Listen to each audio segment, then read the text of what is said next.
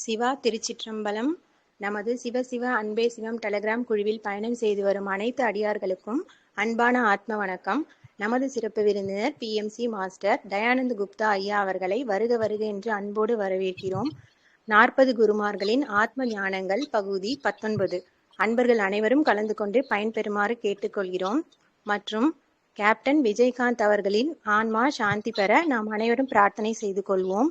உலக மக்கள் இது நாள் வரை பட்ட துன்பங்களும் துயரங்களும் இந்த வருடம் முடிவோடு முடிவு பெற்று இன்பமே சூழ்க, எல்லோரும் வாழ்க என நாம் அனைவரும் பிரார்த்தனை செய்து கொள்வோம். எல்லா உயிர்களும் இன்புற்று வாழ்க. நன்றி சார், நீங்க பேசலாம். வணக்கம் வேதம்மா, தங்களுடைய வரவேற்புக்கு மிக்க நன்றி. இந்த ஞானத்தின் போதித்து வந்துட்டா மகாபத்திரிகளுக்கும் சொர்ணமாலா பத்திரிகளுக்கும் மகாபாத்தியர்களுக்கும் சதானந்த யோகி அவர்களுக்கும் காசிரெட்டி நாயனா அவர்களுக்கும் பிரபஞ்சத்துக்கும் விஸ்வசக்திக்கும் பஞ்சபூதங்களுக்கும் மற்றும் பூர்ணாத்மா சர்வாத்மா அம்சாத்மாக்கும் என் பெற்றோர்களுக்கும் என் ஆத்மா வணக்கத்தை தெரிவித்துக் கொள்கின்றேன். இந்த தளத்தை ஏற்படுத்தி கொடுத்த சிவசிவ அன்பே சிவம் என்ற குழுவின் ஸ்தாபகர் திரு பாலகிருஷ்ண ஐயா அவர்களுக்கும் மற்றும் பயணம் செய்து வரும் ஆத்ம நண்பர்கள் அனைவருக்கும் என் அன்பான வணக்கத்தை தெரிவித்துக் கொண்டு இன்று நாம் இந்த 40 குருமாரின் ஆன்ம தத்துவத்தில் எடுத்துக்கொண்ட தலைப்பு யம தர்மராஜா. யம தர்மராஜான்னா எல்லாருக்கும் ஒரு பயம் பா அப்படின்னு இருப்பாங்க. ஒரு படத்துல கூட பேர் என்னடான்னு இவரு கேட்பாரு கவுண்டமணி. அவர் சொல்லுவாரு செந்தில் எம் தா ராஜா அப்படின்னு சேர்த்து சொல்றாங்க, யம தர்மராஜான்னுவான். ஐயோ அப்படின்னு அப்ப இருந்து பயப்பட ஆரம்பிச்சிடுவான். அந்த மாதிரி இவர் பேரு கேட்டாவே எல்லோருக்கும் பயம் ஏற்படும் அல்லவா. இவருடைய மூலக்கதையை கேட்டோம்னா ரொம்ப சாதாரணமாக தான் இருக்கும். யமன் இவருக்கு வேற பேரெல்லாம் இருக்குது. என்னென்ன பேருனா யமன், யமதர்மன், காலன், யம தர்மராஜா, தர்மதேவன், காலதேவன் என்று பல பெயர்கள் உண்டு. இவர் உயிரை தன் எருமை வாகனத்தில் வந்து சுருக்கு தேரை போட்டு எடுத்து செல்வார்கள் என்ற கதை உள்ளது. இவர் யாரோட பையன்னா சூரிய புத்தனோட பையன். தர்மத்தை கடைபிடிப்பதால் இவருக்கு யம தர்மராஜர் என்று கூறப்படுகிறார். அட்டதிக்கு பாலகர்ல இவர் தென் திசையின் பொறுப்பாளராக இருக்கிறார். இவர் மகாவிஷ்ணுவின் பாரம்பரியத்தில் வந்தவர். இவர் சூரிய புத்திரன் இல்லையா. அந்த சூரிய புத்திரனுடைய மனைவி விஸ்வகர்மாவின் மகளை, அதாவது சந்தியாதேவியை மணக்கின்றார். சூரியனுடன் திருமணம் செய்து கொள்கிறார். இவருக்கு பிறந்த குழந்தைகள் தான் யமன், மனு, சனி, எமி என்று 4 பேர் பிறக்கிறார்கள். சாபத்தின் காரணமாக இவர் கருத்த உருவம் எடுக்கின்றார். சாபம் போக்க சிவனை குறித்து தவம் செய்கின்றார். அந்த நேரத்தில் தான் சிவன் யம தர்மராஜாவை காலம் முடிந்த உயிர்களை அவருடைய ஆயுட்காலம் முடிந்தவன் எடுத்து வருவதற்காக பணிக்கிறார். இவர் தன் பணியை செவ்வனே சேர்ந்து வருகிறார். அவருக்கு பாவ புண்ணியங்களை கணக்கிட்டு நரகலோகம் என்கின்ற உலகத்தையும் படைத்து சொர்க்கலோகம் என்ற உலகத்தையும் படைத்திருக்கிறார். இதற்கு உதவியாக சித்திரகுப்தன் என்பவர் இருக்கிறார். பாவத்திற்கு நரகலோகமும் புண்ணியத்திற்கு சொர்க்கலோகம் என்று பிரித்து அவர்களை அனுப்பிவிடுவார்கள். இதுதான் அங்கே அவர்கள் செய்யக்கூடிய வேலைகள் என்று சொல்கிறார்கள். சத்யவான் சாவித்ரி என்ற கணவனை பற்றிய கதை உண்டு. மார்கண்டேயன் தன் உயிரை பறிக்கும் போது லிங்கத்தின் மேல் இவர் கைத்தை போட்டு வீசுவதால் சிவன் கோபப்பட்டு இவருக்கு பல இன்னல்கள் இவர் சந்திக்க வேண்டியதா இருக்கிறது என்பதெல்லாம் ஒரு கதையெல்லாம் உண்டு. இவர் என்ன சொல்கிறார் என்றால், இவர் தானே தன்னுடைய ஆஸ்ட்ரல் டிராவல் மூலியமாக ஆட்டோ ரைட்டிங் மூலியமாக திருமதி சி அருணா அவர்களுக்கு கொடுத்த தகவலின்படி, நான் யமன், இறந்த உயிர்களுக்கு கடவுள் என்று தவறாக கூறப்பட்டு உள்ளேன். நான் ஒரு ஆசான். இது என்ன சொல்றாங்கன்னா, யமன் என்றது ஒரு கடவுள் என்று சொல்றது சரிதான். ஆனா இறந்தவர்களுக்கு கடவுள் என்று சொல்றது தவறான செய்திங்கிறாரு. அவர் என்ன சொல்றாரு, காலத்தை நிர்ணயிக்க செய்வதில் திறமையானவன். இவங்களுக்கு இந்த மாதிரி காலத்துல இவங்களுக்கு நம்ம உயிரை எடுத்து செல்ல வேண்டிய வேலை இருக்கு அப்படின்னு சிவன் பணித்ததால் அந்த வேலை செவ்வனே செய்து வருகிறார். அனைத்து உயிர்களுக்கும் உள்ளுணர்வில் சென்று இறந்து விட்டேன், இறப்பு என்பது ஆழ்ந்த உறக்கம்தான், இதை குறித்து பயப்பட வேண்டியதில்லை என்று சொல்லி வருவேன் அப்படின்னு சொல்றாரு. அதாவது உறங்குவது போடும் சாக்காடு அப்படின்னு சொல்லுவாங்க இல்லைங்களா. அது என்னன்னா, நம்ம தூங்கி எந்திரிக்கிற மாதிரி தான் இருக்கும். இறப்புங்கிறது அது ஒரு பெரிய ஒரு இதே கிடையாது. அது சாதாரணமாக உறங்கி எந்திரிச்சா அது அது மாதிரி உறங்கி எந்திரிக்கலன்னா அவர் வந்து இறந்து விட்டார் என்ற அர்த்தம். அது குறித்து அவ்வளவுதானே, வேற ஒண்ணுமே கிடையாது அப்படின்னு சொல்றாரு. தியானத்தில் நம் ஆன்மாவை நாமே பார்க்கலாம். ஏன் தியானம் செய்யறோம் அப்படின்னா அது நிறைய வந்து பலவித நன்மைகள் இருக்குது. அதுல இது ஒண்ணுன்னா ஆன்மாவை நாமளே பார்க்கலாங்கிறாரு. சில முதிர்ச்சி இல்லாத ஆன்மாக்கள் உள்ளுணர்வு புரிதல் செய்கின்ற பணியை செய்து வருகின்றார் அப்படிங்கிறார். அவங்க உள்ளுக்குள்ள போயிட்டு இந்த மாதிரி நீ செய்யறது தவறு செய்யணும்ட்டு சொல்றதுக்கும் இருக்குது அப்படின்னு சொல்றாரு. ஜீவசமாதி என்பது நம் கான்சியஸுடன் இறப்பது தான். இதைத்தான் இவர் செய்கின்றார். மரணத்தை பற்றிய வந்து அறிவை ஞானத்தை சொல்கின்றேன் அப்படின்னு சொல்றாரு. ஒவ்வொருவருக்கும் விழிப்புணர்வை, மரண பயத்தை பற்றிய விழிப்புணர்வை சொல்லிக் கொடுக்கின்றேன். அப்படின்னா என்னன்னா, மரண பயம் இல்ல, பயப்பட வேண்டியது இல்ல. இது என்ன, ஆன்மாவுக்கு அழிவு கிடையாது, அதை அழிக்க யாராலையும் முடியாது, ஈவன் பஞ்சபூதத்தால் கூட முடியாது. ஆகையால ஆன்மா மட்டும் அழியவதே இல்லை. இப்போ நீங்க வந்து இருக்கிற உடல் தான் மாறுதே தவிர்த்து ஆன்மா அழிவது இல்லை. அதனால நீங்க இறப்புக்கு பயப்பட வேண்டாம் அப்படின்னு சொல்லி அவங்களுக்கு எல்லாத்துக்குமே அறிவுரை கொடுத்து அவர்களை வந்து தைரியமூட்டி அந்த இது பயப்படாம இருக்கிறதுக்கு செய்யறாரு. இவர் தன் தனிப்பட்ட வாழ்க்கையை பல ஜன்மங்கள் எடுத்துள்ளார். இவர் வந்து கடைசி பிறவி தான் இந்த யம தர்மராஜன் பிறவி ஆகும். இதுக்கு முன்னால் நிறைய பிறவிகள்லாம் எடுத்து பல துன்பங்களையும் துயரங்களையும் இது போட்டு தாங்கிட்டு அதுக்கப்புறம் பல நன்மைகள் செய்த பிறகுதான் இந்த யம தர்மராஜா என்கின்ற பிறவி எனக்கு கிடைச்சிருக்குது என்றார். ஒவ்வொருத்தருக்கும் எப்படி பர்த் பிளான் இருக்கிறதோ அதே போல டெத் பிளான் இருக்குது என்கின்றார். ஒவ்வொரு ஆன்மாக்களும் இறந்த பின் நமக்கு என்ன ஆகுமோ என்று பயப்படப்பட்டுத்தான் இருக்கிறார்கள். இந்த ஆன்மாவை பற்றி ஆராய்ச்சி செய்தவர்கள் முதன்மை ஆசான் நான் தந்துறேன். ஆமா, இப்போ death after life, life after death அப்படின்னுட்டு ஒரு புத்தகம் இருக்கு. அதுல இறந்த பிறகு அவங்க என்னென்ன செய்வாங்க அப்படிங்கறது வந்து விவரமா கொடுத்துருக்காங்க. அந்த மாதிரிதான் நான் வந்து இதுல நானும் ஒரு ஆராய்ச்சியாளராக இருந்து அதை எப்படி எல்லாம் செயல்படுத்தலாங்கிறத வந்து நான் இது பண்ணியிருக்கேன். சில பேருக்கெல்லாம் வந்து என்ன சொல்றாங்கன்னா, தியானம் செய்வர்களுக்கு இச்சா மரணம் ஏற்படும் என்கின்றார்கள். இந்த தியானம் பல பேர்களுக்கு சொல்லிக் கொடுப்பதாலும் இச்சா மரணம் ஏற்படும் என்கின்றார். அதாவது இச்சா மரணம்னா என்ன, நாம எப்படி இறக்கணும், எங்க இறக்கணும், எப்போது இறக்கணுங்கிறது தான் இச்சா மரணம். தாங்கள் இஷ்டப்பட்டு இறக்கணும்னு நினைச்சாதான் இறக்க முடியும்ங்கிற ஒரு தத்துவத்தை தான் சொல்றாங்க. யாருக்கு இதெல்லாம்னா, தியானம் செய்து அந்த தியானத்தின் மூலமாக பல நன்மைகள் செய்து அந்த தியானத்தினுடைய சக்தியை அவர் உள்ளூருக்கு வாங்கி எண்ணம் சொல் செயல் எல்லாம் ஒன்றாகி அவங்க பலவித பாடங்களை ஞானத்தையும் கற்று மற்றவர்களுக்கு போதித்து எல்லோரையும் வந்து இந்த இன்புற்று இருக்க வேண்டும் என்கின்ற பாதையை அவருக்கு தேர்ந்தெடுத்து கொடுத்து அதில் செய்யக்கூடிய செயல்களைத்தான் அவர் செய்தார்கள் என்றால் அவர்களுக்கு வந்து இச்சா மரணம். நம்ம வந்து எப்ப இறக்கணும் என்று அவங்க நினைத்தாலோ அப்போது தன் உடலை பூத உடலை விட்டு வெளியே செல்லலாம் அப்படிங்கிறாரு. அதனால பல கஷ்டங்கள் எதுவும் அனுபவிக்காம அவங்க வந்து இச்சா மரணம்னா எந்த நேரத்துல ஒரு சில ஆத்மாக்கள்லாம் 320 வருஷங்கள் இருந்திருக்கு அப்படின்னு சொல்றாங்க. அன்னிபெசன்டம் இந்த மாதிரி ஒரு அவங்க 320 வருஷங்கள் இருந்திருக்கிறாங்க. அந்த மாதிரி இருக்கிறவங்க இன்னும் கூட இருக்காங்க. 100 வயதுக்கு மேற்பட்டு ஒரு யோகா மாஸ்டர் கூட நம்ம பிரைம் மினிஸ்டர் கிட்ட வந்து இது அவார்டு, பத்மஸ்ரீ அவார்டு வாங்கியிருக்கிறாங்க. அந்த மாதிரி நிறைய பேர்கள் இருக்காங்க. இன்னும் போனா நம்ம வந்து மைண்ட் செட் பண்ணிட்டு இருக்கோம். நமக்கு 60 வயசுக்கு மேல வயசு கிடையாது, நம்ம இறக்கத்தான் போகிறோம், அதுக்கு மேல வந்து எந்த நேரம் இருந்தாலும் நம்ம ரெடியா இருக்கணுங்கிறது. ஆனா சைனாலெல்லாம் பாத்தீங்கன்னா 100-120 வரையுமே கூட அவங்களுக்கு வந்து இறப்புங்கிறது இருக்கிறது இல்லை. ஏன்னா அவங்க மைண்ட் செட் 120 மேலதான்ங்கிற மாதிரி இருக்கிறாங்க. ஆகையால் அவங்களுக்கு வந்து இறப்புங்கிறது வந்து 100-120ங்கிறதெல்லாம் சர்வசாதாரணமா நிறைய பேரை பார்க்கலாங்கிறாங்க. ஆகையால நாம என்ன பண்றோம், நம்ம மைண்ட் செட் 60 ஆச்சா, எல்லா வேலையும் ஆச்சா, திருமணம் ஆச்சா, பசங்களுக்கு வேலை கொடுத்தாச்சா, வேலை பண்ணிட்டாங்களா, திருமணம் பண்ணிட்டாங்களா, பேரம் பேத்திய பார்த்துட்டோமா, நம்ம வேலை முடிஞ்சிடா அப்படின்னுட்டு எப்ப வருமா நான் காத்துட்டு இருக்கேன் அப்படின்னு சொல்லுவாங்க. அந்த மாதிரி வந்து மைண்ட் செட்டுனால தான் அவங்க சீக்கிரமா இருக்கிறார்களே தவிர அவங்களுக்கு வந்து மைண்ட் செட் வந்து அதிகமாக நாம மற்றவர்களுக்கு உதவி செய்ய வேண்டும், மற்ற ஆன்மாக்களை நம்ம தியானத்தின் மூலியமாக அவங்கள வந்து புனிதமடைய செய்ய வேண்டும், அவர்கள் வாழ்க்கையின் இலக்கையை நம்ம மாற்ற வேண்டும் என்ற பலவித எண்ணங்கள், உயர்ந்த எண்ணங்கள், குறிக்கோள்களுடன் இருந்தால் அவர்களுடைய வாழ்க்கை அவர்களுக்கு இஷ்டப்பட்டும் போது அவங்க உடலை விட்டு மேலே செல்லும் அப்படின்னு சொல்றாங்க. அவர் என்ன சொல்றாரு அப்படின்னா, மரணத்தை பற்றி அறிவை சொல்வதை அவன் சொல்லி அதனுடைய அறிவை பூட்டுவது என் வேலைங்கிறாரு.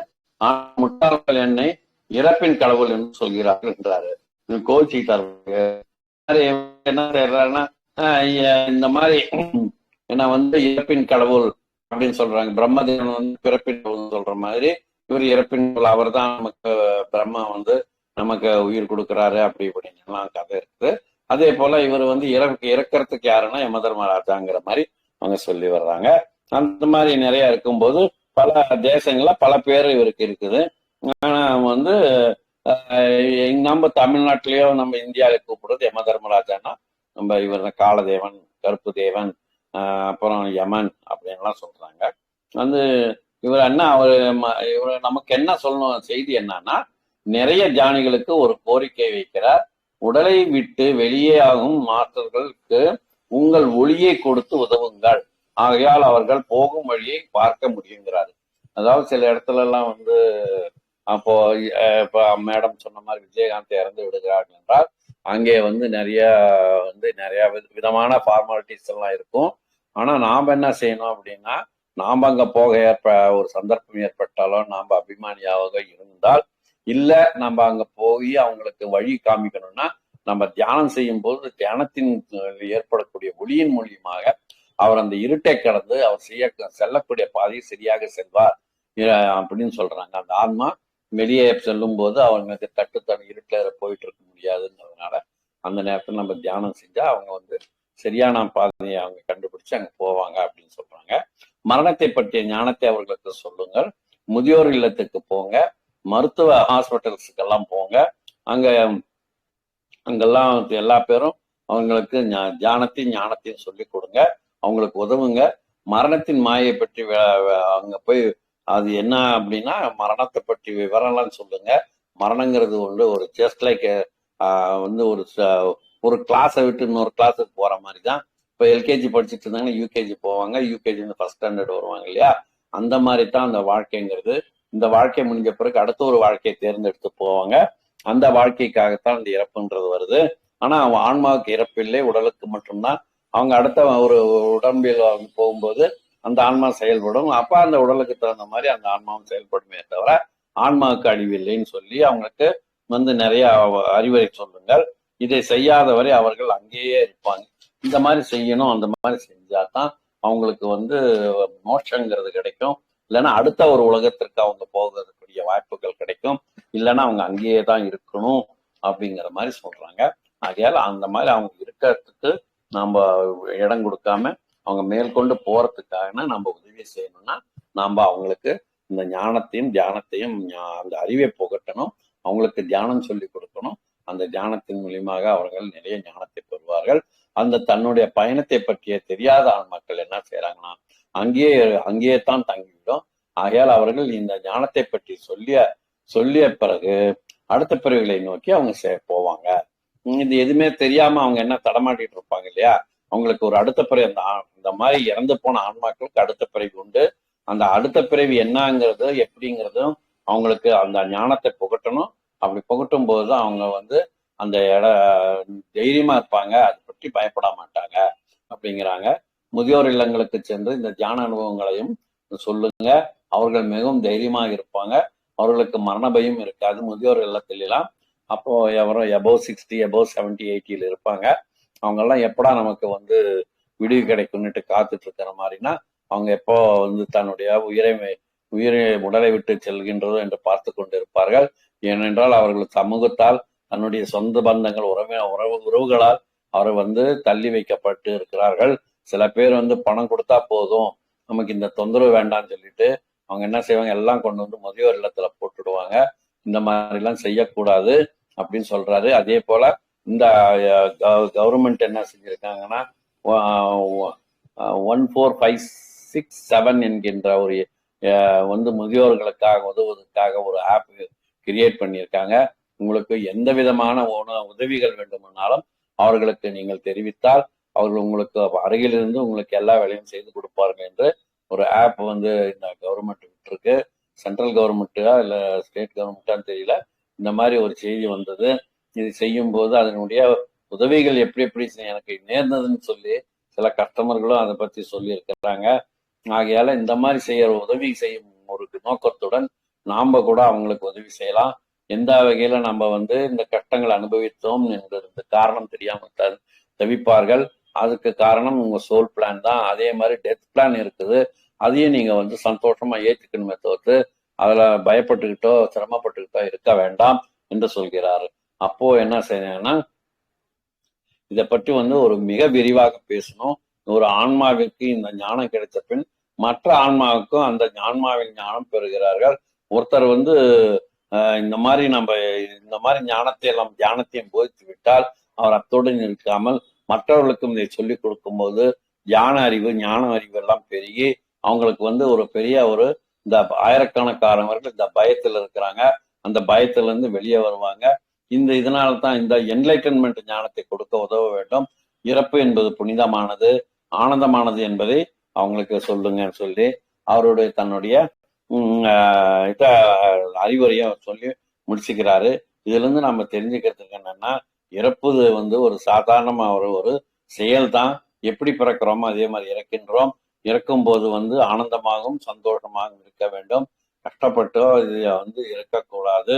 அதே மாதிரி நீங்கள் இஷ்டப்பட்டால் இன்னும் கூட இருக்கணுங்கிற ஒரு எண்ணம் இருந்தால் அது பொதுமக்களுடைய சேவைக்காக நான் என்னுடைய வாழ்க்கையை நான் இன்னும் நீடித்துக் கொள்கின்றேன் என்கின்ற வேண்டுதலை வைத்து தியானம் செய்தால் கண்டிப்பாக உங்களுக்கு அந்த எண்ண அலைகள் பஞ்சபூதங்களுக்கு சென்று உங்களுடைய வாழ்க்கையின் வந்து ஆயுளை நீடித்துக் கொடுப்பார்கள் என்று பலவித எக்ஸ்பீரியன்ஸ் செய்த மாஸ்டர்களும் சொல்லியிருக்கிறார்கள். ஆகையால் நீங்கள் மற்றவர்களுக்கு உதவ வேண்டும், வாழ்ந்து உதவ வேண்டும் என்றால் அது போன்ற ஒரு வேண்டுதலை ஒரு சங்கல்பத்தை ஏற்படுத்திக் கொண்டால் கண்டிப்பாக நீங்களும் 120 வருடங்கள் எந்தவித பாதிப்பும் இல்லாமல் நீங்கள் வாழலாம் என்று சொல்லிக்கொண்டு இந்த வாய்ப்பை எனக்கு நல்கிய சிவசிவ அன்பே சிவம் என்ற குழுவிற்கும் மற்றும் அங்க பயணித்து வரும் அட்மின் அவர்களுக்கும் ஆத்ம நண்பர்களுக்கும் என் வணக்கத்தை தெரிவித்துக் கொள்கின்றேன். இந்த இது சிறிய தகவல் தான். இந்த தகவலை தெரிவித்துக் கொண்டு அடுத்த வகுப்பு அடுத்த புது வருடம் புது தலைப்புடன் நாம் சந்திப்போம். அது பல புதிய தகவல்களுடன் நான் வருகின்றேன். எல்லோருக்கும் புத்தாண்டு நல்வாழ்த்துக்கள் கூறிக்கொண்டு என் சிற்றுரையை முடித்துக் கொள்கின்றேன். நன்றி, வணக்கம்.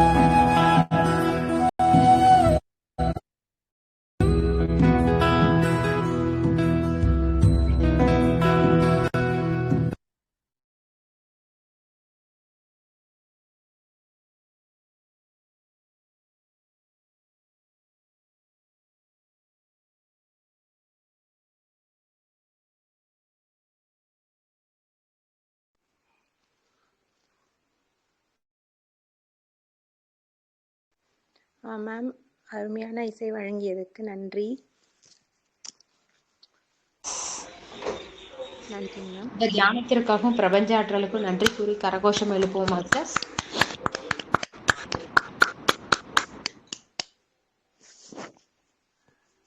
Thank you ma'am, thank you so much. யாருமே வரதில்லைன்னு தான் மேம் கைட் பண்ணல நானு. சரி இருக்கிறது தெரிஞ்சிச்சு. அப்படின்ட்டுதான். சரி சரி, ஓகே மேம், நோ ப்ராப்ளம். தெரிஞ்சு ஏதோ ஸ்கைப்ல வாட்ச் பண்றாங்கன்னு சொன்னாங்க இல்லையா, அதுக்காக நம்ம சொல்லணும் இல்ல மாத்தா. ஓகே சார், அங்க ரெகுலரா சரி கைட் பண்ணல. சரி ரெகுலரா மெடிடேஷன் தெரியும், மியூசிக் போட்டா எல்லாம் அதுதான் உட்காந்து டக்குன்னு நீங்க ஸ்டார்ட் பண்ணிட்டீங்க. சரி ஓகே, நானும் அதான் நினைச்சுக்கிட்டேன். ஓகே, ரொம்ப அருமையா இருந்தது. அதாவது இந்த பூமி மேல எல்லாரும் இருந்து கஷ்டப்பட்டுட்டு இருக்கீங்க, உங்களை இந்த உடல்ல இருந்து நான் ரிலீவ் பண்றேன், அவ்வளவுதானே ஒழிய என்னை பார்த்து நீங்க பயப்பட வேணாம்னு சொல்லியிருக்காரு யமதர்மன். ரொம்ப தேங்க்யூ சார். ரொம்ப நல்லா இருந்துச்சுங்க சார் கிளாஸ். எம் தர்மராஜா அவரை பத்தி சொன்னீங்க, ரொம்ப ரொம்ப நல்லா இருந்துச்சு. ஆக்சுவலா நேத்து கிளாஸ்லயே எல்லாம் வந்து கவர் ஆயிடுச்சு. நம்ம இந்த இறுதி இது எப்படி இருக்கும் அப்படின்னு சொல்லி ரொம்ப நல்லா இருந்துச்சுங்க சார். அவருக்கும் இதுக்கும் வந்து அவரு தான் வந்து கொண்டு போறாருன்னு அப்படி அர்த்தம் இல்ல, நம்மளோட விதி முடியும் போது ஹெல்ப் பண்றாரு, அவ்வளவுதான். அப்படிதானேங்க சார் கணக்கு? நம்மளோட இது முடியுது. ஆமா ஆமா ஆமா. ஏதோ பர்த் பிளான் எப்படி இருக்குதோ அதே மாதிரி டெத் பிளான் இருக்கு. அதன் பிரகாரம் உங்க டைம் வந்து, அதாவது என்னன்னா பர்த் ஆகும்போது இத்தனை மூச்சு உங்களுக்கு இருக்குது, இத்தனை 1000 கோடி மூச்சு இருக்குது. அந்த 1000 கோடி மூச்சுக்கெல்லாம் முடிஞ்சிடுச்சுன்னா அடுத்த மூச்சு இழுக்கிறதுக்கு முன்னாலேயே நம்மள வந்து இது பண்ணிடுவாங்கன்னு சொல்லுவாங்க. இந்த சில்வர் கார்டுன்னு ஒண்ணு இருக்கு, அந்த சில்வர் கார்டு எடுத்துருவாங்க. இருக்குமா இது டெத்து, லைஃப் ஆஃப்டர் டெத் வந்து ரொம்ப பிரமாதமா இருக்கும். அது நம்ம ஒரு வாட்டி படிக்கணும். நல்லா இருக்கும் அந்த புக், நல்லா இருக்கும் மேடம். அது நான் அட்டெண்ட் பண்ணிருக்கேன் மேம் ஆல்ரெடி. இது இன்னொரு ஜூம் கிளாஸ்ல லைஃப் ஆஃப்டர் டெத் கிளாஸ்லாம் அட்டெண்ட் பண்ணிருக்கேன். ரொம்ப நல்லா இருக்கும், இன்ட்ரெஸ்டிங்கா இருக்கும். இதுக்கப்புறம் ஆன்மா எப்படி அதுதான் லைஃப்னு வாங்க. இது ஆக்சுவலா இது நம்ம ட்ரீம்ல இருக்கோம், மாயையில இருக்கோம், இதுக்கப்புறம் தான் லைஃப் அப்படின்னு வாங்க. ஆமா, ரொம்ப நல்லா இருக்கும். நம்ம சுவர்ணா மேடம் ரொம்ப அழகா சொல்லிட்டு வர்றாங்க லைஃப் ஆஃப்டர் டெத்ங்கிறது. சில ரூல்ஸ் அண்ட் ரெகுலேஷன்ஸ் எல்லாம் இருக்கு, அந்தந்த ரூல்ஸ் பிரகாரம் என்னென்னோ பாயிண்ட் எல்லாம் சொன்னாங்க, இத்தனை பாயிண்ட் இத்தனை இதுன்னு. பிஎன்சி சேனல் வருது. இந்த லாஸ்ட் மினிட்ல இருக்கவங்க சார், நாங்க மாமனார் வச்சு சொல்றேன். அவங்க ஒரு 2 நாள் முன்னாடி வந்து வேற ஏதோ ஒரு பாக்குற மாதிரி எல்லாம் வந்து ரியாக்ட் பண்ணாரு. யாரோ தெரியற மாதிரி எல்லாம் ரியாக்ட் பண்ணாரு. அப்போ அவங்க கண்ணுக்கு லாஸ்ட் மினிட்ல யாரு சார் வந்து தெரிவாங்க? ஒரு மாதிரி எல்லாம் பிஹேவ் பண்ணாரு. டெய்லி பாக்குறவங்களே ஒரு மாதிரி கோவமா பாக்குறாங்க, அந்த மாதிரி எல்லாம் பிஹேவ் பண்ணாரு. கைக்கு தட்டி விடுறது, அந்த மாதிரி எல்லாம் ஒரு மாதிரி கோவமா பிஹேவ் பண்ணாங்க. அப்ப வந்து அவங்க கண்ணுக்கு யார் சார் தெரிவாங்க லாஸ்ட்ல? அவங்க யார் மேல அன்பு ஜாஸ்தியா இருக்கோ அவங்க தெரிவாங்க. ரெண்டாவது அவங்க விருப்பப்பட்ட குலதெய்வம்லாம் தெரியும்னுவாங்க. குலதெய்வத்துக்கு அவங்களோட பர்மிஷனோட தான் யம தர்மராஜா கூட உள்ளார வரணும். நம்ம உயிரை எடுக்கணும்னா குலதெய்வம் பர்மிஷன் இல்லாம அங்க எடுக்க முடியாதுன்னு சொல்லுவாங்க. இந்த உருவங்கள் தெரியறது வந்து அவங்களுடைய இவன் இந்த யமதர்மராஜா எல்லாம் அவங்க தூதர்கள் எல்லாம் கூட வருவாங்க, அது கூட தெரியும் அப்படின்னு சொல்லுவாங்க. நிறைய இது சொல்லிட்டு தான் இருக்கிறாங்க. ஆனா அது வந்து முக்கியமா நம்ம சொல்றதுன்னா அது அவங்களுக்கு தான் தெரியும், அவங்களுக்கு தான் தெரியும். இல்ல அனுபவப்பட்டவங்க சில பேர். எங்க ஃபாதர் வந்துங்க டயாபெட்டிக் இதுல இதாயிடுறாங்க, கொஞ்சம் இந்த கால் புது செருப்பு போட்டு கடிச்சிடுது. இவங்க இந்த கடிச்சதுன்னா, புது செருப்பு கடிச்சதுன்னா அதுக்கு ஏதோ தானே சுய வைத்தியம் எல்லாம் செஞ்சு அது என்னாச்சுன்னா ஃபர்ஸ்ட் ஃபார்ம் ஆயிடுச்சு. அது ரொம்ப ஜாஸ்தியாகி பெங்களூர்ல ஏகப்பட்ட ட்ரீட்மெண்ட் கொடுத்தோம். நான் வந்து அப்ப சென்னையில இருந்தேன், எங்க தம்பி வீட்டுல அவர் இருந்துகிட்டு ட்ரீட்மெண்ட் எடுத்துக்கிட்டாரு. அந்த காலை அப்படியே அப்படி மேலிருந்து கீழே உருவும் போது பிராணனமே போயிடும். ஃபர்ஸ்ட் அங்க ஃபார்ம் ஆகி கீழே எடுக்கிறதுக்கு தெரியப்பா அப்படின்னு சொல்லிட்டு அங்க ஜேசி ரோட்ல ஒரு பெரிய இன்டர்நேஷனல் ஹாஸ்பிட்டல் இருக்குன்னு சொல்லிட்டு அங்க சேர்த்தனா அவங்க காலை எவ்வளவு தூரம் எடுக்கணுங்கிறதா டிஸ்கஷனா இருக்கா தவிர்த்து அந்த ஃபர்ஸ்ட எடுத்துட்டு காலை சரியா பண்ணணுங்கிறது எண்ணங்கள் இல்லை. சரின்னுட்டு நான் வந்து இது தெரிஞ்ச உடனே அப்போ நான் வேற தியானத்துல இருந்தேன். பாரத் சொக்கோக்காய்ன்னு சொல்லிட்டு லோட்டஸ் சுத்ரா அப்படின்னு சொல்லிட்டு அந்த தியானத்துல இருந்தேன். இதே புத்தரோட இதுதான். நிக்சரண்ட் ஐகோனியன்ஸ் புத்திசம் சொல்லுவாங்க. அந்த இதுல இருக்கும்போது எங்க நண்பர்களை எல்லாம் அங்க அனுப்பி நம்ம எப்படி பார்த்துட்டு வாங்கடா அப்படின்னு சொல்லி அனுப்பணும். அவங்க எல்லாமே சொல்லிட்டாங்க, எங்க வேண்டாம் குப்தா, நீங்க சென்னைக்கே கூப்பிட்டு போயிடுங்கன்னு சொன்னோன்னா நாங்க சென்னைக்கு போறதுக்கு அவங்க அலோவ் பண்ண மாட்டேங்கிறாங்க. அந்த ஹாஸ்பிட்டல் இருந்து டிஸ்சார்ஜ் பண்ணி கொடுக்க மாட்டேங்கிறாங்க. சரி, அப்புறம் என்ன பண்றதுன்னுட்டு எல்லாம் தூங்கின பிறகு ஒரு 10-10:30 எல்லாமே நாங்கள் வந்து ரெடி பண்ணிட்டு காரெல்லாம் கூப்பிட்டுட்டு வந்துட்டோம். எங்க அப்பாவை கூப்பிட்டுட்டு வந்துட்டோம். வந்து அப்படியே நாங்க வந்து அங்க ராயப்பேட்டா ஹாஸ்பிட்டல்ல சேர்த்தி விட்டோம். அவங்களும் அதே தான் சொல்லுவாங்க, இந்த கத்தி மேல சொருவுனா கீழே வர்றது வரையும் அவருக்கு என்னன்னே தெரியல. இந்த பக்கம் போடுற கத்தி அந்த பக்கம் எடுக்கிறாரு, அவருக்கு உணர்ச்சியே இல்லை. அதனால சார் மைனர் ஒரு ஆப்ரேஷன் பண்ணணும் சார், பண்ணிட்டா சரியா போகும். ஆனா நாங்க இங்க ஆப்ரேஷன் பண்றது இல்லைன்னு அங்க வேற ஒரு ஹாஸ்பிட்டல், அதாவது மோகன் மெமோரியல் ஹாஸ்பிட்டல் எக்மோருக்கு எதுக்கு இருக்குங்க, அவங்க போன இதெல்லாம் ஒண்ணுமே இல்லை சார், 15 daysல உங்களுக்கு டிஸ்சார்ஜ் பண்ணிட்டு சீக்கிரம் சுமார் ஆயிடும் சார் அப்படின்னு சொல்லி அவங்க ஒருத்தர் தான் தைரியமா சொன்னாங்க. அப்போ இதெல்லாம் சரி பண்ணும்போது ஒரு முறை அந்த ஹாஸ்பிட்டல் ராயப்பேட்டை ஹாஸ்பிட்டல் இருக்கும்போது எங்க அம்மா கூட துணை இருந்தாங்க. அப்போ திடீர்னுட்டு ஒரு ஃபோன் வருது எனக்கு. நான் அங்க தம்புச்செட்டி ஸ்ட்ரீட்ல வேலை செஞ்சுட்டு இருக்கும்போது இந்த மாதிரி நந்தா அப்பா சுயநினைவு இல்லாம இருக்காரா, சீக்கிரம் ஓடிவா அப்படின்னாங்க. சரின்னுட்டு நான் பர்மிஷன் போட்டு போய் நான் பார்த்தா அவரு போய் நான் தொடறேன், உடனே ஓன்னுட்டு அப்படி எந்திரிக்கிறாரு. என்னடா அப்படின்னு கேட்டா, என்னங்கப்பா என்ன ஆச்சு அப்படின்னா, இல்லடா நான் அங்க சாவுனுடைய கடைசி இதுக்க போயிட்டு திரும்பி வந்துட்டேன். அப்போ எங்களுக்கு பீட்ஸ் கொடுப்பாங்க, தியானம் பண்றதுக்கு பீட்ஸ் இருக்கும். அந்த பீட்ஸ் வந்து தாமரையினுடைய இதுல செய்யறதுன்னு சொல்லுவாங்க. அந்த இது பீட்ஸ் கொடுத்துட்டு தான் நான் போயிருந்தேன். எதா இருந்தாலும் இது துணை இருக்கட்டும், வச்சுக்கோங்கப்பா, கையில பிடிச்சிக்கோங்கன்னு அவர் அந்த பிடிச்சிக்கிட்டே இருந்திருக்காரு. இந்த பீட்ஸோட துணையில் தான் நான் ரிட்டர்ன் வந்தேன் அப்படின்னு சொன்னார். அப்போ அது எவ்வளவு கொடுமையானது, எவ்வளவு இதுன்றது எதை வச்சு அவர் தடுத்திருக்கிறாருங்கிறத புரிஞ்சுக்கிட்டேன். ஓ, இப்படி எல்லாம் கூட இருக்குமோ அப்படின்னு. உண்மைதான் அம்மா, அது ஏதாவது ஒண்ணு இருக்கு, அங்க வந்து தடுக்கக்கூடிய சக்தி பல இதுக்கு இருக்குது, அந்த தியான சக்தி அதுல இருக்கு. தெரியுது இல்லைங்க சார், அதுதான் கேட்டேன் நானு. மேடம் எது சொல்ல வந்தீங்க மேம்?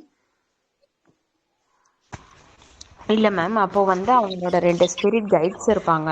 எப்பவுமே நம்ம கூட பிறக்கும் போதே ஸ்பிரிட் கைட்ஸ் 2 பேர் இருப்பாங்க. அவங்க எப்பவுமே நம்ம கூட தான் இருப்பாங்க. அது மாதிரி ஏஞ்சல்ஸ்ன்னு சொல்லுவாங்க. செடிகளுக்கு வந்து இந்த பச்சையம் அந்த அந்த மாதிரி சூரியன்ல இருந்து சப்போர்ட் பண்றதுக்கு செடி கொடிகளுக்கெல்லாம் வந்து அதுக்குரிய ஏஞ்சல்ஸ் இருக்காங்க. அது மாதிரி நம்மளுக்கு 2 ஸ்பிரிட் கைட்ஸ் எப்பவுமே பிறக்கும் போதே கூட இருப்பாங்க. இப்போ நீங்க எப்போ வந்து தியானத்துக்குள்ள சைலண்டா நம்ம இன்னர் பாத்துக்கு இந்த பயணம் பண்ண ஆரம்பிக்கிறோமோ, அந்த வழியில போக ஆரம்பிக்கிறோமோ, ஆட்டோமேட்டிக்கலி நம்மளுக்கு என்னன்னா நம்மளுக்கு அந்த கைட்ஸ் வந்து இன்னரா ஃபீல் பண்ண கொடுப்பாங்க, இன்னர் ஆக்டிவேஷன் பண்ணி விடுவாங்க. பண்ணும்போது தான் நம்மளுக்கு இன்னர் கரெக்டா கைடன்ஸ் படி நம்ம போறோம் இல்லைங்களா, அந்த விஷயங்கள்லாம் நடக்குது. அது மாதிரி இறக்கும் தருவாயிலையும் அந்த ஸ்பிரிட் கைட்ஸ் ஓடிட மாட்டாங்க. நம்மளுக்கு யார் வெல்விஷரோ, ஃபோர் ஃபாதர்ஸ் இருக்காங்க, அவங்க மூலியமா வந்து அந்த உணர வைப்பாங்க. வித்தின் 1 வீக்கோ அவங்கவுங்க ஆற்றலுக்கு தகுந்த மாதிரி 2 days பிஃபோரோ அவங்க வந்து அவங்களோட கூடுகளை பயன்படுத்திக்கிட்டு ஹையர் வேர்ல்டு மாஸ்டர்ஸ் வந்து அழைச்சிட்டு போகிறதுக்கு வருவாங்க. அதை விட்டு நம்ம என்ன பண்ணுவோம், டெத் பர்சன் இந்த மாதிரி வராங்க, இது வந்து இண்டிகேஷன் தான். அந்த பாடி விட போறோம், நம்ம அந்த ஆஸ்ட்ரல் வேர்ல்டுக்கு போகணுன்ற இண்டிகேஷன். அந்த ஞானம் இல்லாதப்ப என்ன பண்ணுவாங்கன்னா, நான் என் மூச்சை விடமாட்டேங்கும் போதுதான் இவங்க அந்த போராட்டங்கள் நடக்குது. போராட்டம் நடக்குது, விடமாட்டேன்னு இங்க பற்று இருக்கும்போது மூச்சை விடுறது ரொம்ப கஷ்டமா இருக்கும், ஃபீல் பண்ணுவாங்க. அதனாலதான் துடிப்பு நடக்குது. இல்ல ஓகே சரண்டர் அப்படின்னு மூச்சை நம்ம கவனிச்சுட்டு அந்த நேரத்துல கான்சியஸா நம்ம இருந்தோம் அப்படின்னா அழகா போயிடும் அந்த மூச்சு. அதுதான் அங்க துடிக்கிறதுக்கும் ஞானம் இல்லாத காரணம் தான். Correct ma'am. அது அவங்க ரியாக்ட் பண்றது நமக்கு அப்படி தெரியுது, ஸ்ட்ரகிள் பண்றாங்க அப்படின்னு. தம்பி அமைதி இது மாதிரிதான் மேம். இப்போ நம்மளுக்கு வந்து நம்ம பிரமிடு மாஸ்டர்ஸ் பாத்தீங்கன்னா நிறைய பேர் பாடி விடும்போது மேபி இந்த ஆனாபானசதி தியானம் மூச்சை கவனிச்சிருக்கலாம். யாருமே அப்படியே சடனா தான் சில பேருக்கு அந்த நிகழ்வு பாடி விடுறாங்கன்ற நிகழ்வு கேள்விப்பட்டிருக்கோம் நாங்க. Yes ma'am. ஏன்னா நல்லாவே கான்சியஸா இருக்காங்க, அவங்க கான்சியஸா இருக்காங்க, போறது அவங்களே பாக்குறாங்க அப்படின்னு அர்த்தம். Yes ma'am. அதுக்காக தான் இந்த ஆஸ்ட்ரல் பாடி எக்ஸ்பீரியன்ஸ்லாம் நம்ம பாக்குறோம் இல்லையா? அதெல்லாமே அந்த அந்த மாதிரின்னு நம்ம நினைச்சிடறோம். அப்ப டெத்தும் போதும் அதே மாதிரிதான் போயிடுறோம். சில்வர் கார்டு கட் ஆன உடனே நம்மளுக்கு தெரிஞ்சிருது, அந்தந்த லோகங்களுக்கு அப்படியே டிராவல் பண்ண ஆரம்பிச்சிருது ஆன்மா. இங்க பாடி விட்டுருச்சுன்னு தெரிஞ்சிரும். இந்த மாதிரி அறிவு இல்லாதவங்க, அறிவு மீன்ஸ் நம்மளுக்கு அந்த ஞானம், ஞானம். மெய்ஞானம்ன்றது இல்லாதவங்க தான் வந்து இந்த உடல் கான்சியஸ்லயே இருந்துகிட்டு அந்த 96 மூலக்கூறுகளோட பிரிகைகள் கூட போக போக போறதே கஷ்டமா இவங்க பண்ணிருவாங்க, ஸ்ட்ரகிள் பண்ணிடுறாங்க. அதனாலதான் உங்களுக்கு அந்த துடிப்பு பாடியில ஏற்படுது. இல்ல அப்படின்னா நம்ம அந்த கான்சியஸா தியானம் நிலையிலேயே இருக்கும்போது அப்படியே பிரிய ஆரம்பிச்சிரும். அது ஸ்மூத்தா ஹேண்டில் ஆயிடும். அதனாலதான் தியானத்திலயும் அதே நிகழ்வை தான் நம்ம பாக்குறோம். அதேதான் டெத்தும். இததான் சொல்றாங்க மேடம் பிஎம்சில. அதாவது டெத்தும் இதே மாதிரியான ஒரு நிகழ்வு தான். தியானத்துல நீங்க எங்க பயணம் பண்றீங்களோ அதேதான் டெத் அப்பயும் நடக்கும். மீண்டும் உடலுக்கு வரும்போது அப்பா உடல் இருக்கேன்னு நம்ம ஃபீல் பண்றோம். தியானன்ற நுண்ணறிவு வந்துருச்சு. அதே நம்ம பாடி விட்டுட்டோங்கும் போது அந்த அந்த அறிவு நம்மளுக்கு கிடைக்கும். அந்த ஒரு பெரிய அந்த மெய் அறிவு உணர்த்திடும் ஈஸிலி இந்த பாடியை விட்டுட்டோம். அப்ப நீங்க சொன்ன மாதிரி உண்மையான இதுதான் கனவு. நிஜமான ஆன்மா ஃப்ரீயா இருக்கும், உடல்ல இருந்து போய் ஃப்ரீயா இருக்கும். இந்த உடல்ல இருக்கும்போதுதான் அது ரொம்ப கஷ்டப்பட்டுட்டு இருக்கிறோம். நம்ம இந்த துக்கங்களாலையும் ஒரு பிரச்சனைகள் இல்யூஷன்ல மாயைகளால. அப்ப அது ஃப்ரீயா போயிருக்கும் போது, பாடியை விட்டுட்டு ரிமூவ் ஆகும் போது அப்பாடா இப்பதான் ஃப்ரீ ஆயிட்டேன்ற அந்த ஞானம் கூட ஆன்மாவுக்கு இருக்கும்.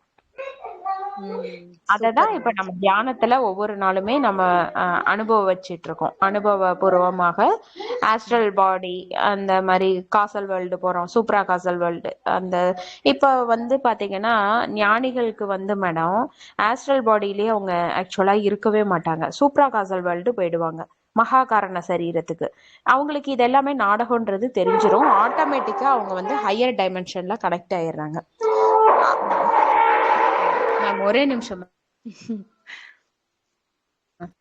ஹையர் வேர்ல்டுக்கு அவங்க கனெக்ட் ஆயிடுறாங்க. ஆனா ஒரு சில ஆன்மாக்கள் வந்து புரியாத போதுதான் இதுதான் நிஜம் அப்படின்னு சொல்லிட்டு ஆஸ்ட்ரல் வேர்ல்டுக்கு போறதுக்கே பல நாட்கள் ஆஸ்ட்ரலா சுத்திக்கிட்டு, இல்லைன்னா சில பேர் ஆஸ்ட்ரலுக்கே போகாம பூமி தளத்திலேயே ஆஸ்ட்ரலா சுத்திட்டு, அதுக்கப்புறம் நம்ம வந்து ஆவி அப்படின்னு சொல்றோம் இல்லைங்க மேம்? ஆமாங்க மேம். அந்த ஸ்பிரிட் கைட்ஸ் வந்து கைட் பண்ணுவாங்க மேடம். ஒரே டைம் சொல்லுவாங்க, நீங்க பாடி விட்டுட்டீங்கன்னு அந்த இண்டிகேஷன் கொடுப்பாங்க. ஆனா இவங்க என்ன பண்ணுவாங்கன்னா, அந்த ஞானம் இல்லாதனால இங்க என்னென்ன மேலெல்லாம் பற்றா இருக்கோ அங்கெல்லாம் அலைஞ்சு திரியுவாங்க. திரிஞ்சிட்டு கொஞ்ச நாள் அந்த ஞானம் கிடைக்கும். ஏன்னா ஒரு விஷயம், உங்களுக்கு ஐஸ்கிரீம் பிடிக்குதுன்னா 2 கிலோ ஐஸ்கிரீம் ஒரேடியா வச்சு சாப்பிடுங்கன்னு சொல்லி கொடுக்குறாங்க. அப்ப அந்த ஆசை விட்டு போயிடும். அது மாதிரி ஆஸ்ட்ரல் பாடி இல்லாதப்போ என்னென்னலாம் ஆசையோ இங்க பற்று இருந்ததோ அதே போல பூமி மேல தெரியும் போது, உடல் இல்லாதனால சல்லுன்னு அவங்களால ஒரு ஃபிராக்ஷன் ஆஃப் செகண்ட்ல இப்போ ஒரு ஜுவல்ஸ் வேணும் அப்படின்னு நினைச்சாங்கன்னா ஜுவல்ஸ் கடையில போய் உட்காந்து எல்லாம் வியர் பண்ணிக்கலாம். யாருமே அங்க பார்க்க முடியாது இவங்கள. எல்லா ஆசைகளையும் எப்ப பூர்த்தி செய்யறாங்களோ அப்புறம் மீண்டும் இண்டிகேஷன் பண்ணுவாங்க ஸ்பிரிட் கைட்ஸ், வரீங்களா, ரெடி ஆயிட்டீங்களா அப்படின்னு சொல்லிட்டு. அப்பதான் உங்களுக்கு உடல் விட்ட நினைவு. இது எத்தனை ஆண்டுகள் நிகழும்ன்றது தெரியாது, ஏன்னா டைம் ஜோன் கிடையாது. ஏன் அப்படின்னா நீங்க தியானத்துல எப்ப போறீங்களோ அந்த தியான நிலையில நம்ம போகும்போது, சில நாள் வந்து நான் 5 நிமிஷம் உட்காந்த மாதிரி இருந்தது, 1/2 hour ஸ்பெண்ட் பண்ணிருக்கேன் தியானத்துல. அப்போ அங்க காமா ஸ்டேட் தான் மேடம். பாடி இல்லாதப்ப காமா தீட்டா ஆல்பா ஸ்டேட், அந்த ஆல்பா மைண்டை விட நம்ம தாண்டிடுறோம். பாடி இல்லாதப்ப அந்த மைண்ட் ஸ்டேட்டுக்கு போகும்போது அங்க டைம் ஜோன் கிடையாது. அப்போ எவ்வளவு நாள் அந்த ஆஸ்ட்ரல் பாடிக்கு ஞானம் வருதோ ஆஸ்ட்ரல் பாடி அந்த மாதிரி உணர்ந்துட்டு அடுத்த டைமென்ஷனுக்கு கனெக்ட் ஆகும் மேடம். மென்டல் டைமென்ஷன் சோலை பொறுத்து இருக்கு இல்லைங்க மேம்? அந்த சோலோட. எஸ் மேம், சோல் தான். இப்ப எனக்கு சோல் கான்சியஸை பொறுத்து தான் மேம் இருக்கு. இப்ப எனக்கு பாத்தீங்கன்னா ஒரு நான்வெஜ் விட்டுட்டோம், விட்டு 3 years ஆகுது. ஒரு நான்வெஜ் மேல அவேர்னஸ்ன்றது கிடையாது மேடம். ஆனா விட்ட புதுசுல அந்த மாதிரி இருக்கும்போது என்ன நடக்கும்னா, ஆஸ்ட்ரல் பாடி உணர்ந்திருக்கு நான்வெஜ்ஜே எடுக்க கூடாதுன்னு. அப்ப ஆஸ்ட்ரல் பாடிக்கு என்ன பண்ணுவாங்கன்னா மாஸ்டர் சப்போர்ட் பண்ணுவாங்க. ஆஸ்ட்ரல் பாடிக்கு அந்த உணவை திணிப்பாங்க. கனவு மூலியமா எனக்கு நடக்கும். அடுத்த நாள் எனக்கு பௌதிகம் ஃபில் ஆன மாதிரி இருக்கும், அந்த ஆசை விட்டு போயிடும். இந்த மாதிரி பண்ணுவாங்க மேடம். இந்த மாதிரி ஸ்பிரிட் கைட்ஸ் அந்த சப்போர்ட்டிவ் பண்ணுவாங்க. ஆனா யாருமே கம்பல்லாம் பண்ண மாட்டாங்க. நம்ம ஆன்மீக வளர்ச்சிக்கும் சரி, ஆஃப்டர் டெத்லயும் அந்த கம்பல்சேஷன். சில பேர் வந்து பற்றுதலா, இப்ப சார் சொன்ன மாதிரி குலதெய்வ வழிபாடு, குலதெய்வம் கூட வந்து கூப்பிடும் அப்படிங்கிறது அந்த பக்தி மார்க்கத்துல அவங்க இருக்கும்போது மேபி அந்த காடு கான்சியஸ் அப்படின்னு நினைக்கிறவங்களுக்கு போட்டோஸ் எல்லாம் கூட வச்சு அப்படியே கூட்டிட்டு போவாங்களாம். போட்டோஸ காமிச்சு, இதா இங்க பாருங்க திருப்பதி வெங்கடாஜலபதி அவரு கூப்பிடுறாரு, வாங்க வாங்க வாங்கன்னு சொல்லிட்டு, அந்த சின்ன குழந்தைகளுக்கு எப்படி நம்ம உணவு ஊட்டும்போது நிலா சாப்பாடு அந்த மாதிரி அவங்களுக்கு காமிச்சிட்டு அப்படியே அழகா கூட்டிட்டு போறதுதான். இதுதான் நிகழுது. இதுல அந்த பய உணர்வுன்றது நம்ம அந்த கீழ்த்தள உணர்வு, பயம்ன்றது அது இருக்கும்போதுதான் இதெல்லாமே நம்ம கடக்கிறதுக்கு கஷ்டப்பட்டுட்டு இருக்கோம். கேஷுவலா எடுத்துக்க முடியல. பேச்சுக்கு பேசிடுறோம் மேடம். ஆனா உடல் அளவுல ஏதாவது இஷ்யூஸ்ன்னு வரும்போது விட்டுருவனா, நான் உடல் விட்டுருவனான்ற அந்த இந்த இந்த தைரியம் அப்ப ஏன் இருக்கிறது இல்ல? அப்ப பய உணர்வு எங்கேயோ ஒரு மூலையில வந்து நம்மளோட அந்த அணுக்கள்ல இருக்கு. ஏன்னா எத்தனையோ லைஃப் டைம் நான் எடுத்துட்டு வரும்போதும் அங்க வந்து அகம் உருவாயிட்டு இருந்திருக்கும். அந்த அகத்துல எங்கேயோ ஒரு இடம் வந்து அந்த ஃப்ரேம் ஆயிருக்கும். ஃபியர். யாருக்குமே ஃபியர் இல்லைன்னு சொல்ல முடியாது. சிச்சுவேஷன்ஸ் வரும்போதுதான் அவங்க ஹேண்டில் பண்ற விதமா பார்த்தா தான் தெரியும். அங்க ஃபியர் எங்கேயோ ஒரு இடத்துல ஒளிஞ்சிட்டு இருக்கும். இல்லைன்னா அந்த பூமிக்கு வரவே தேவையில்லை நம்ம. அவங்கவுங்க அது அந்த பாடி விடும்போது அது தெரியும். அதுதான் சொன்னீங்க கதை. ரொம்ப அழகா சொன்னீங்க. நான் அந்த கிளாஸ் அட்டன் பண்ணல, எனக்கு இது இல்லாம போச்சு. ஆக்சுவலா எல்லாம் சொல்ல சொல்ல எங்கயோ கேட்ட ஞாபகம் அப்படி வருது, கேட்ட ஞாபகம் வருது. இந்த சுப்ரா கேசல் வேர்ல்டு இதெல்லாம் சொல்லும்போது சொர்ணா மேடம் ஒரு முறை கிளாஸ் எடுத்தாங்கன்னு நினைக்கிறேன். அப்ப எனக்கு அவ்வளவு பெருசா தெரியல. இல்ல சார், ஞானன்றது மட்டும் இல்ல, நான் நிறைய வந்து லைஃப் இந்த மாதிரி நிறைய புத்தகங்கள்லாம் வந்து கிளாஸ் எடுத்ததை பார்த்துட்டு ஒரு அனலைஸா சொல்றேன். அது மாதிரி இப்ப மகான்களுக்கு வந்து அந்த ஃபியரை தாண்டும் போது அவங்களுக்கு இவ்வளவுதான் 3 months பிஃபோரோ 6 months பிஃபோரோ நான் உடலை விடுறேன்ற தீர்மானம் நிர்ணயிச்சிட்ட பின்னாடி அவங்க வந்து சடனா வந்து ஆஸ்ட்ரல் வேர்ல்டுலாம் இல்ல, ஒன்லி சூப்ரா காசல் வேர்ல்டு மகா காரணத்துக்கு போயிடுறாங்க. மகா காரணம் போகும்போது ஹையர் டைமென்ஷன் கனெக்ட் ஆகி மீண்டும் தேவைப்பட்டா இங்க பிறப்பெடுக்கிறாங்க. ஒன்லி சத்தியம் போதிக்கிறதுக்கு மட்டும்தான் வருவாங்க அவங்க லைஃப். இப்ப அப்படி பிறந்த லைன்ல பாத்தீங்கன்னா மகாத்மா காந்திஜி, நிறைய சோல்ஸ சொல்லலாம். மகாத்மா காந்திஜிய சொல்லலாம். அப்புறம் இன்னும் நிறைய மதர் தெரசா இந்த மாதிரி லைன்ல வராங்க இல்லைங்களா, இவங்களை எல்லாமே கூட நம்ம சொல்லலாம். காந்திஜி மகாத்மான்னு சொல்லுவாங்க. அவரை மகாத்மான்னு சொன்ன காரணம் கூட அந்த ஆன்மாவில இருந்து அடுத்த கேலக்சியில அவங்க எனர்ஜி ஸ்ப்ரெட் ஆயிருக்கு. யூனிவர்ஸ்ல இருந்து கேலக்சிக்கு போயிருப்பாங்க. அந்த டிரான்ஸ்ஃபர்மேஷன் தான் பரிணாமம் அப்படின்றத நம்ம சொல்றோம். கேலக்சி அடுத்தடுத்து இருக்குது மேடம். அந்த அண்டம் புவனம் சராசரம் அண்ட சராசரம் பேரண்டம் அப்புறம் பிரபஞ்சம் எங்கும் வியாபித்துள்ளதுதான். அது ஃபைனல் ஸ்டேட் ஆஃப் அது கான்சியஸ். நான் எங்கேயும் இருக்கேன்ற ஞானம் பரிபூரணமா இருக்கும். நான் எங்கேயுமே இருக்கேன் அப்படின்ற அந்த அணுக்களோட விஷயங்களுக்கு நம்ம அப்படியே ஃப்ரேம் ஆகும்போதுதான் இந்த உடல் கான்சியஸ்லாம் நம்மளுக்கு இருக்காது. இன்னும் நம்மளுக்கு உடல் அளவு எல்லளவாவது பற்று இருக்குதுங்கும் போது கண்டிப்பா உடல் எடுத்துதான் நம்ம வந்தாகணும் ஒரு காரணத்துக்காக. அந்த ஃபியர் எங்க ஒரு மூலையில இருந்துட்டு இருக்குன்னு அர்த்தம். ஒரு அணுக்கள்லையுமே அந்த ஃபியரை நம்ம வந்து எடுக்கணும் மேடம். எத்தனையோ கோடி செல்ஸ் இருக்குது நம்ம பாடியில. அந்த நான் வரும்போது ஒவ்வொரு லைஃப் டைம்லயும் அகத்துக்குள்ள ஒளிஞ்சிட்டு இருக்குது. அகம் வந்து அவ்வளவு சீக்கிரம் வந்து நம்மளை விட்டு விலகிடாதான். அகம் வந்து பாத்தீங்கன்னா நான் ஒவ்வொரு பிறவிலையும் நான்றத பதிச்சுட்டு வந்தபோது அந்த நான்ற இருப்புத்தன்மை இருக்கதான் செய்யும். இதெல்லாம் ஒரு லைஃப் டைம்லயும் மீண்டும் என்ன பண்ணும், உணர்ந்து அழிச்சுக்கிட்டே வரணும். அப்ப எம்டி ஸ்டேட் ஆஃப் நிலை எப்போ அந்த நான்ற விஷயம் இல்லாம போகும், இருத்தல் இல்லாம போகும்போது அது போயிடும். மேம் வாவ் மேம், சூப்பரா சொன்னீங்க. ரொம்ப ரொம்ப நல்லா இருந்துச்சு. ரொம்ப நல்லா எக்ஸ்பிளைன் பண்ணீங்க.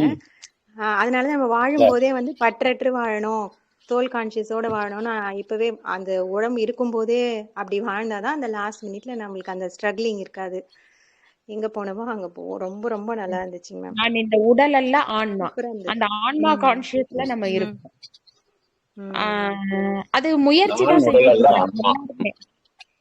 எஸ் சார், நம்ம எல்லாருமே முயற்சி தான் செஞ்சிட்டு இருக்கோம். ஆனா அந்த உடலுக்கு ஆமா. ஏதாவது வரும்போது நீங்க அந்த கான்சியஸ்ல இருக்கீங்களான்னு உங்களை செல்ஃப் செக் பண்ணிக்கிட்டு வரணும். நம்ம ம் ம் உடலுக்கு அப்போ வரும்போது தான் தெரியும் மேடம். நார்மலா எல்லாருமே பேசிட்டு போயிடலாம். Correct ma'am. இப்ப ஃப்ரீயா இருக்கும்போது இதெல்லாம் நல்லா தெரியுது, எல்லாம் பேசுறதெல்லாம் தெரியுது. நமக்குன்னு ஒரு வரும்போது டக்குன்னு எனக்கு வந்துருச்சு அப்படிதான் நம்மளுக்கு தோணுது. எனக்கு வலி அது வந்துருச்சு, எனக்கு அப்படின்னு தியரி வருது. நல்லா படிக்கிறோம் எல்லாருமே, பிராக்டிகாலிட்டி ம் வரும்போது ஃபெயில் ஆயிடுறோம். ஆமா. அங்க ம் ஸ்பிரிச்சுவல் ம் டெஸ்டும் இருக்குது மேடம். ஸ்பிரிச்சுவல் டெஸ்ட்ல ம் நீங்க பாஸ் பண்ணா மட்டும்தான் லைஃப் இல்லாம வர முடியும். மேம், இல்லன்னா கொஸ்டின் பேப்பர் அவுட் பண்ண முடியுமா? அது தெரிஞ்சுட்டா மேடம், அது தெரிஞ்சுட்டா வந்து வாழ்க்கைக்கான அந்த நாளைக்கு கரெக்ட் உங்களுக்கு டெத், கரெக்ட் நாளைக்கு கரெக்ட். நம்மளுக்கு டெத் வருதுன்றது தெரிஞ்சுட்டா ஆமா சுவாரஸ்யம் ஆமா. இருக்காது வாழ்க்கையில. இருக்காது இருக்காது இருக்காது. அடுத்த நிமிஷம் என்ன நடக்க போகுதுன்னு தெரியாம இருக்கிறது தான் லைஃப் சேலஞ்ச். எல்லாத்தையும் ஃபேஸ் பண்ணிட்டு போனோம். ரொம்ப இந்த ரொம்ப அருமையா இருந்துச்சுங்க மேம். உங்களோட ஸ்பீச் சூப்பரா இருந்துச்சு. இந்த வாரம் முழுக்க சார் வந்து நமக்காக டைம் ஸ்பெண்ட் பண்ணி கிளாஸ் எடுத்ததுக்காக ரொம்ப ரொம்ப நன்றிங்க சார். சிவாத்மிகா அம்மா லாஸ்டா தான் வந்தீங்க போல இருக்கு. ஆமா டாக்டர், நான் டாக்ஸ் கட்டுற அந்த மும்முரத்துல ஆன்லைன்ல இருந்துட்டேன். அதனாலதான் வந்து மிஸ் பண்ணிட்டோமே நினைச்சேன். இன்னைக்கு இல்ல மிஸ் இல்ல, அமிர்தமராஜன் கரெக்டான டைம்ல வந்தீங்க நீங்க. ரொம்ப அதுதான் முக்கியமான இந்த point. டெஸ்ட பத்தி கேட்டா இல்லையா, டெஸ்ட் என்ன எப்படி டெஸ்ட் அதை பத்தி கொஸ்டின் பேப்பரை அவுட் பண்ண முடியுமான்னு கேட்டீங்களா? இப்ப ஈச் அண்ட் எவ்ரி செகண்டே டெஸ்ட் பேப்பர் தான். இது கொஸ்டின் பேப்பர் வந்து லைஃபே கொஸ்டின் பேப்பர் தான். இப்ப நம்ம நினைக்கிற ஒரு ஒரு தருணமும் கடக்கிறோம் அப்படின்னு நினைக்கிற ஒன்றொன்றுமே டெஸ்ட் பேப்பர் தான். அதனால நம்ம அதனாலதான் விழிப்புணர்வோட இருக்கணும். உனக்கு வர நன்மையும் உனக்கு வர தீமையும் எல்லாமே டெஸ்ட் பேப்பர் தான். சில சமயம் நன்மைங்கிற விதமா வந்து டெஸ்ட் பண்ணுவாங்க. அப்ப எப்படி ரியாக்ஷன் இருக்கு, அப்புறம் தீமைங்கிற விதமா பார்த்து அது எப்படி ரியாக்ஷன் இருக்கு அப்படி பாப்பாங்க. நம்ம தான் அந்த விழிப்புணர்வோட எல்லாமே, இப்ப நமக்கு கிடைச்சிருக்கிற கொடையும் டெஸ்ட் பேப்பர் தான், நமக்கு கிடைச்சிருக்கிற கஷ்டமும் டெஸ்ட் பேப்பர் தான் புரிஞ்சு கொண்டு பயணிக்கும் போதுதான் வெற்றி அடைய முடியும் அப்படிங்க. ஆக்சுவலி நான் வந்து எனக்கு வந்து ஒரு ஞானம் கேட்டு ஒரு செப்டம்பர்லயோ என்னமோ இந்த ஆன்மா பரமான்மா இது ஆல்ரெடி எனக்கு தெரியும். எங்க வீட்டு ஃபேமிலியில அதெல்லாம் பேசுவாங்க. ஆன்மா பரமான்மா, ஐயோ பாவம் அந்த ஜீவனுக்கு அழறது, அதுக்கு அதை ஊத்து அப்படி, அது மாதிரி அந்த ஆத்மா பாவம் கவலைப்பட, இது மாதிரி பேசுற குடும்பத்துலதான் இருந்தேன். அதனால பிரச்சனை இல்லை. ஆனா அது போய் ஒருத்தட்ட கேட்டேன். அப்ப பார்த்தேன்னா அதுக்கு அடுத்து உடனே எனக்கு ஏப்ரல்ல ஃபைண்ட் அவுட் எனக்கு வந்து ஒரு கேன்சர் கட்டி இருக்கு கோலன்ல அப்படிங்கிறது கன்ஃபார்ம் ஆயிடுச்சு. ஓகேவா? கன்ஃபார்ம் ஆன உடனே அது வந்துக்கிற இடமும் வந்து ரொம்ப எப்படின்னா ஆனஸ்ல இருந்து ஏதோ ஒரு 5 சென்டிமீட்டர் பக்கத்துல மாதிரி. அப்படின்னா என்ன பண்ணணும், அந்த ரெக்டம்ங்கிறதே கம்ப்ளீட்டா எடுத்துடணும் மாதிரி இருந்துச்சு. ரெக்டத்தை எடுத்து தூக்கி போட்டுருவாங்க. அப்புறம் ஏதோ பேக் வச்சுட்டு இருந்துக்கலாங்கிற மாதிரி. அவங்க எல்லாம் என்னை சுத்தி எல்லாருமே பரபரப்பா இருந்தாங்க. நான் மட்டும் எங்க என்னவோ நடக்கிறதே, அது என்னதான் நடக்கிறது.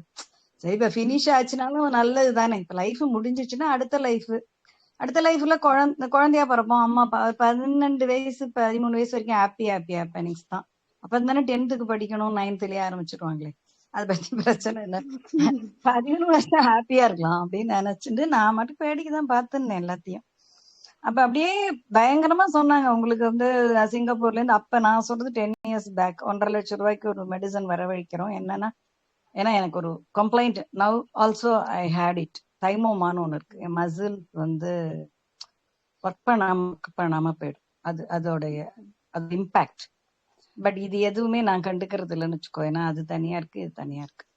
அப்ப வந்து அவங்க சொன்னாங்க, அதனால உங்களுக்கு 1.5 லட்சம் ரூபாய்க்கு ஒரு இது வாங்குற மாதிரி இருக்கும். ஏன்னா உங்களுக்கு இந்த இது கொடுத்துட்டாங்கன்னா, நமக்கு மயக்க மருந்து கொடுப்பாங்க இல்லையா, அது உங்களுக்கு டபுள் டைம் தரணும். ஏன்னா உங்களுக்கு 4.5 4.5 மணி நேரத்துக்கு மேல உங்களோட சர்ஜரி போகும். அதனால நாங்க நிறைய உங்களுக்கு கொடுக்க முடியுமா இருக்கும். அனஸ்தீசியா லோக்கலும் கொடுப்போம், இதுலயும் கொடுப்போம். 2 அனஸ்தீசியாவும் கொடுப்போம்.